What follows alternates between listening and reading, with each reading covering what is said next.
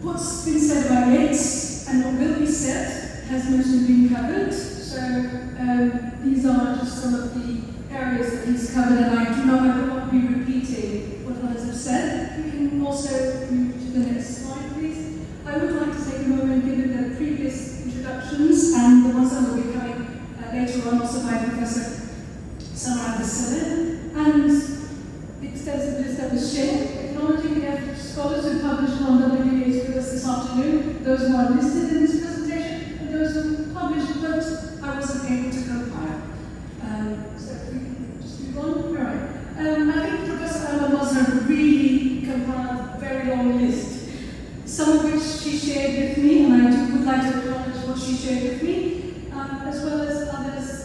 I think she's given an extensive one. But one thing I'd like to move on to is that, this is part of the list, can we move on, please?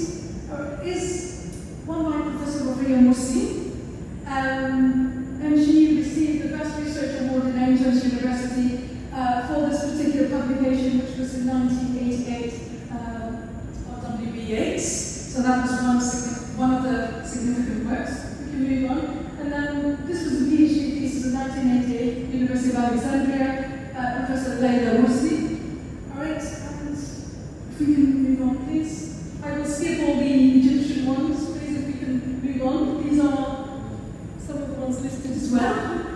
We used Egyptian Knowledge Bank, and that was our source for the publications. But if we move on, please. All right?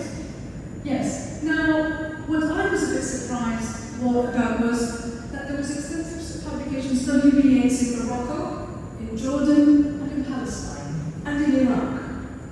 And I have to say, the tip I got in order to explore this was from Professor Carter saying, really explore the publications on Yeats and how far it went, and I'm looking at the publications in Egypt and then beyond Egypt and beyond Ireland.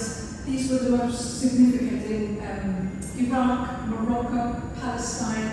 And if we can just take a look at some of the titles.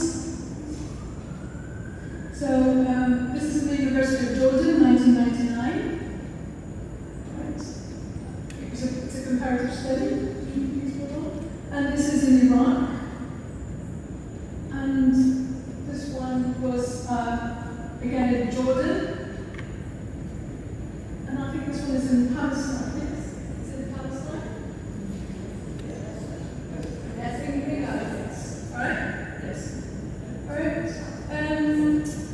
Concluding from this is the impact Yeats has had on both Egyptian and Arab scholars and researchers, and that tells us that there is still more to explore in terms of Yeats and other Irish writers. So I know this is a celebration of Yeats' centenary, but I will go one step further and say that the Research Centre for Irish Studies is willing to play an impactful role in supporting researchers, translation, young Egyptian early and mid-career researchers, to further promote and explore the connections between Ireland and Egypt and the neighbouring countries in the region.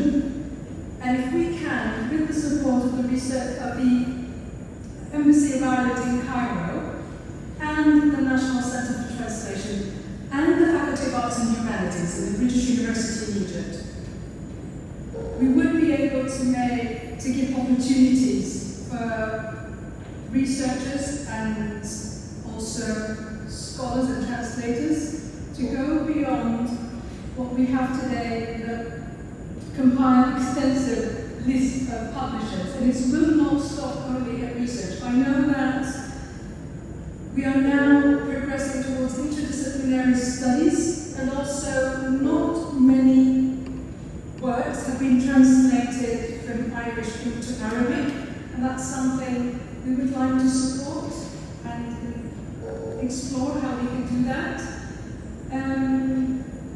My focus has not been on Yeats solely this evening, simply because I would like to avoid repeating what others have said, but I'm here to say that the Research Centre for Irish Studies, the Faculty of Arts and Humanities, is willing to collaborate with the National Centre for Translation and the Embassy of Ireland, as well as Egyptian higher education institutions, to promote Irish studies, culture, as well as give the support necessary to Egyptian early, mid-career, as well as advanced researchers and scholars, both academically, financially, through grants and scholarships, and where we can in terms of research circles and future collaborations. Thank you again for giving the Research Centre for Irish Studies the opportunity to be part of this memorable event that is both national and international at the same time.